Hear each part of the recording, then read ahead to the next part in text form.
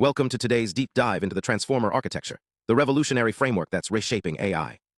If you've ever wondered how models like GPT or BERT understand language, generate text, or translate between languages, you're in the right place. We'll unpack the technical heart of transformers, from self-attention mechanisms to the challenges of scaling these models. Let's get started. First, let's define what a transformer is. Unlike earlier models that relied on recurrent neural networks, RNNs, or convolutional layers, transformers process input sequences in parallel, using a mechanism called self-attention. This allows the model to weigh the significance of each word in a sentence relative to others, enabling it to capture long-range dependencies that RNNs struggle with. But how exactly does this work? Imagine a sentence, "The cat sat on the mat." A transformer doesn't process this sequentially. Instead, it generates queries, keys, and values for each word. Think of queries as asking, "What is this word related to?" Keys as responses, and values as the actual information. The model then calculates attention scores by comparing queries and keys, determining how much focus each word should receive. This is the core of the scaled dot product attention formula. Attention QKV equals softmax, QKT slash square root DKV, where DK is the dimension of the keys. The result? A weighted sum of values that highlights the most relevant context. But transformers don't stop there. They use multi-head attention, splitting the query, key, and value matrices into multiple heads to capture different aspects of the data. For example, one head might focus on syntax, another on semantics. These outputs are then concatenated and linearly transformed, allowing the model to learn complex relationships across multiple subspaces. Now let's talk about the encoder-decoder structure. The encoder processes the input sequence, transforming it into a series of hidden states. Each encoder layer contains a self-attention mechanism, followed by a feed-forward network.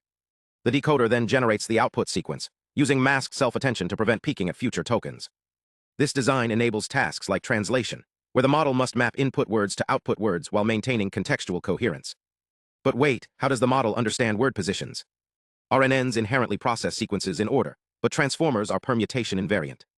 To address this, they use positional encodings, which are added to token embeddings. These encodings are typically learned during training or generated, using sine-cosine functions of different frequencies. This way, the model retains information about word order without relying on recurrence. Training a transformer requires massive datasets and computational power.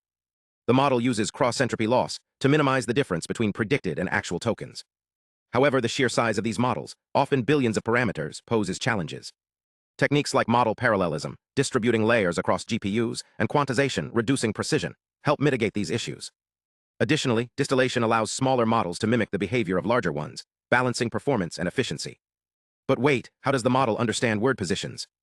RNNs inherently process sequences in order, but transformers are permutation invariant. To address this, they use positional encodings, which are added to token embeddings. These encodings are typically learned during training or generated, using sine-cosine functions of different frequencies. This way, the model retains information about word order without relying on recurrence. Training a transformer requires massive datasets and computational power. The model uses cross-entropy loss to minimize the difference between predicted and actual tokens. However, the sheer size of these models, often billions of parameters, poses challenges. Techniques like model parallelism, distributing layers across GPUs, and quantization, reducing precision, help mitigate these issues.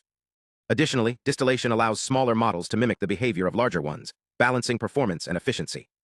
Yet, transformers aren't without flaws. Their quadratic complexity in sequence length, O(n)2, makes them computationally expensive for long texts. Researchers are exploring alternatives like linear attention or sparse attention to address this. Meanwhile, ethical concerns around bias, data privacy, and energy consumption remain critical areas of study. In summary, transformers are a game changer because they combine parallel processing with self-attention, enabling models to handle complex tasks with unprecedented accuracy. But the journey isn't over. Innovations in efficiency, interpretability, and scalability will shape the next generation of AI. If you're interested in diving deeper into any of these topics, check the description for links to papers and resources. Thanks for watching and stay curious. Like this video if you want more deep dives into AI research. Subscribe for updates and join the conversation in the comments. Until next time, keep exploring the frontier of machine learning.